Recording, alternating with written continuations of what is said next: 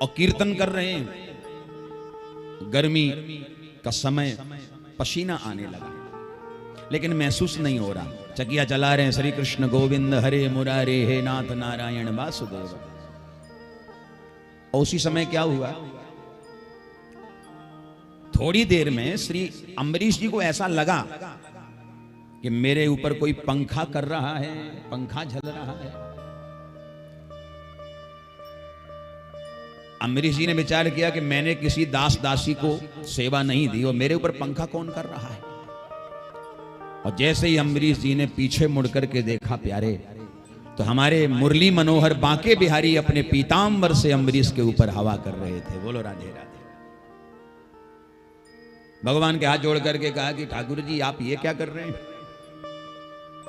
एक तुच्छ से प्राणी पर आप पंखा कर रहे हैं, हवा कर रहे हैं, आप त्रिलोकी नाथ हैं प्रभु। भगवान ने कहा देखो भैया अम्बरीश, मैं त्रिलोकी का राजा हूं तो क्या हुआ, इस पृथ्वी पर मृत्यु लोक में तेरा भी पद कोई छोटा नहीं है। सप्त दीपवती महीम, सातों दीप खंड के तुम राजा हो, और इतना बड़ा पद हो करके जब तुम मेरे लिए चकिया चला सकते हो तो क्या मैं तेरे ऊपर हवा भी नहीं कर सकता। प्रेम से कहो राधे राधे। अरे नेक जोर लगाओ, जय जय। तो एकादशी का व्रत एक बार अम्बरीश जी ने किया, और इनका नियम है कि परायण से पूर्व पहले एक ब्राह्मण को भोजन कराते हैं, तब परायण करते थे। दुर्वासा जी का निमंत्रण कर दिया। दुर्वासा जी स्नान करने के लिए चले गए। परायण का समय होने लगा तो ब्राह्मणों ने कहा अम्बरीश से, महाराज परायण का समय हो रहा है, अगर आपने समय पे परायण नहीं किया तो व्रत बिगड़ जाएगा, फिर क्या करें। बोले परायण करो।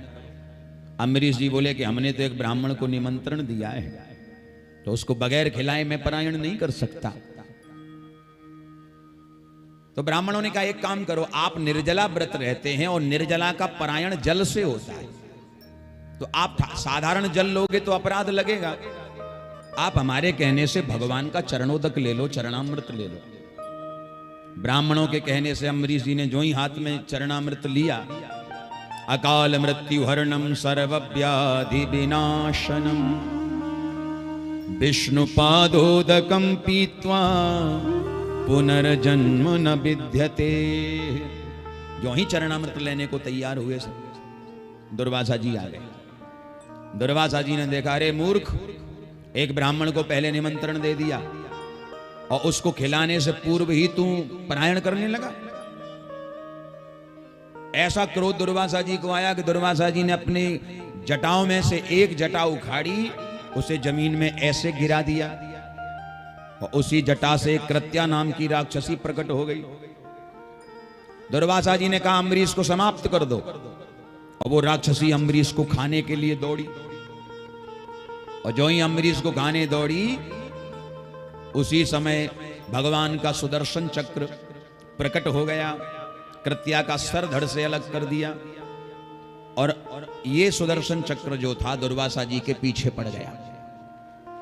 आगे आगे दुर्वासा जी भाग रहे हैं और पीछे पीछे सुदर्शन लग गया। शिवजी के पास गए, शिवजी ने तो आंखें ही बंद कर ली। ब्रह्मा जी के पास दुर्वासा जी गए तो ब्रह्मा जी ने कह दिया ये चक्र मेरा नहीं है। तो सीधा गए भगवान नारायण के पास, प्रभु हमारी रक्षा करो। भगवान ने कहा मैं भी तुम्हारी रक्षा नहीं कर सकता। क्यों?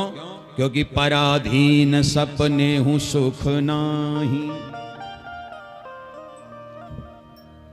वाह, पराधीन। भगवान कहते हैं कि भैया हम पराधीन हैं, और पराधीन व्यक्ति से आप सुख की कल्पना करें तो करना गलत है, क्योंकि पराधीन व्यक्ति खुद ही सुख नहीं पा सकता तो आपको क्या सुख देगा।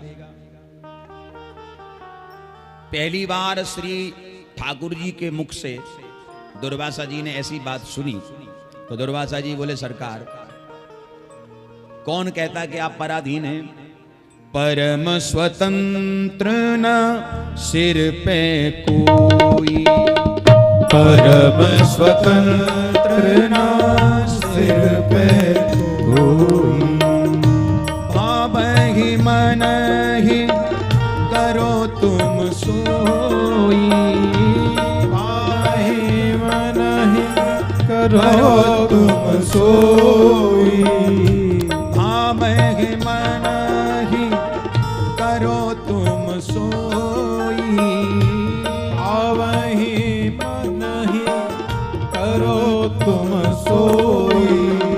परम स्वतंत्र ना सिर पर कोई, परम स्वतंत्र सिर पे कोई।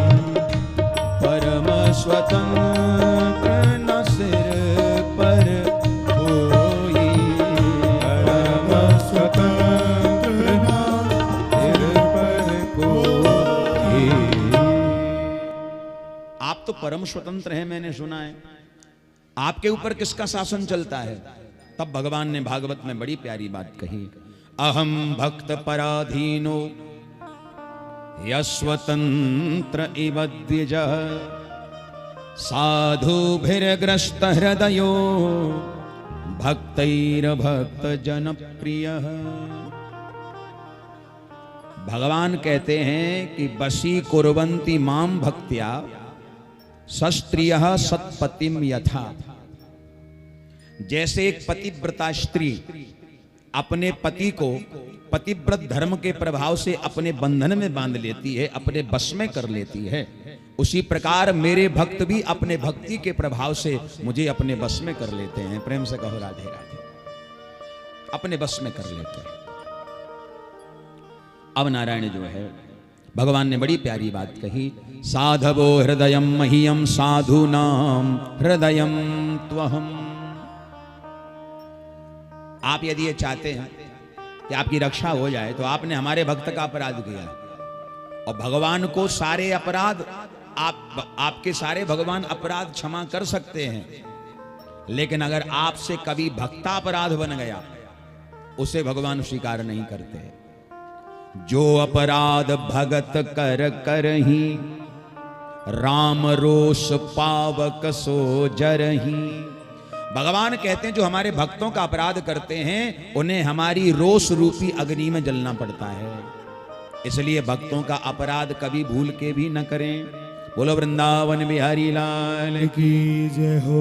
तब अम्बरीश जी ने आके भगवान श्री अम्बरीश के पास आकर के दुर्वासा जी ने क्षमा याचना करी है, निवेदन किया।